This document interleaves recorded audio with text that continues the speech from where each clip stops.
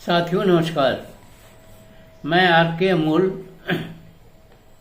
आज आपको बौद्ध दर्शन के बारे में बताना चाह रहे हैं। बौद्ध दर्शन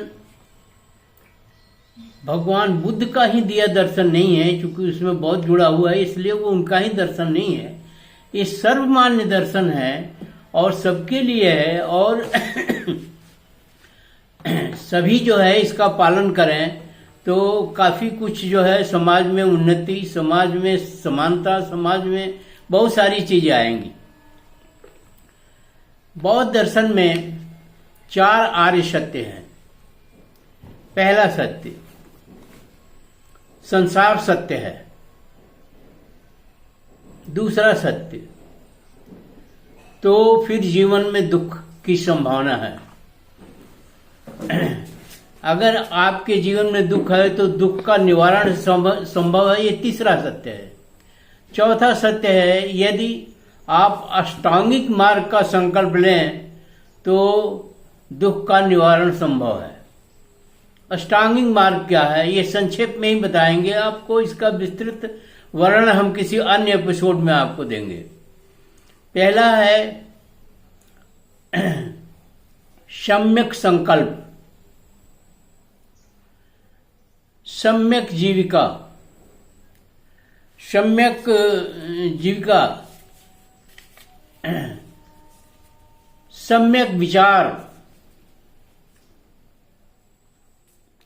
सम्यक वचन, सम्यक कर्म, सम्यक संकल्प, सम्यक प्रयत्न और सम्यक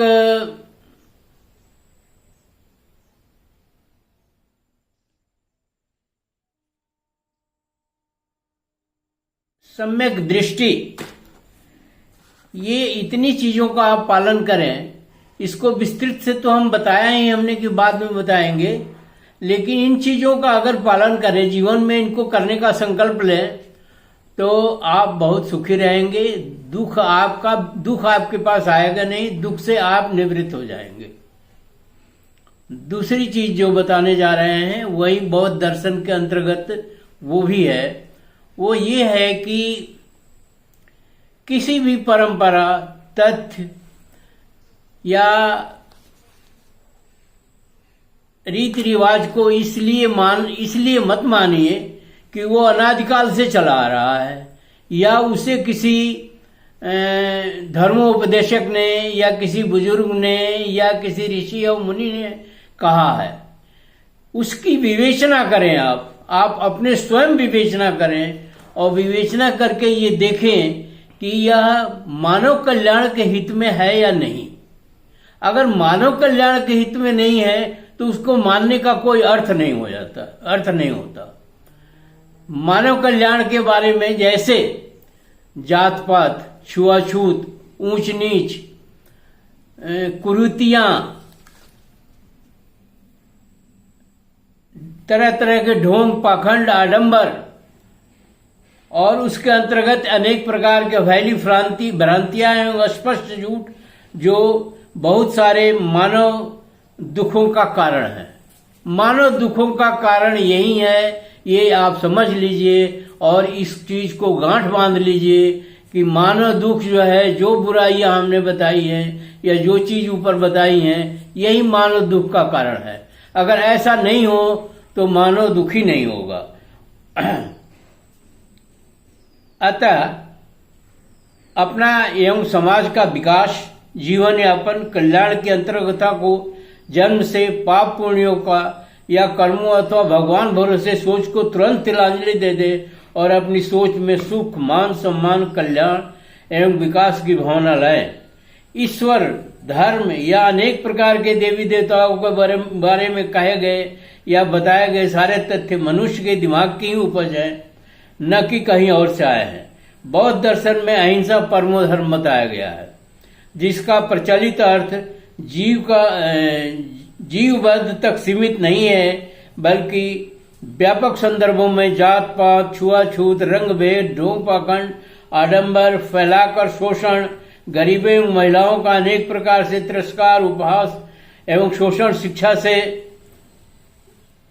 वंचित किया जाना तथा जानवरों एवं पेड़ पौधों पर अनेक प्रकार से अत्याचार, वातावरण प्रदूषित किया जाना अर्थात सामाजिक, मानसिक, धार्मिक एवं प्राकृतिक शोषण भी हिंसा की श्रेणी में ही आता है। मजबूत लोगों द्वारा मजबूर लोगों का शोषण भी हिंसा की ही श्रेणी में आता है।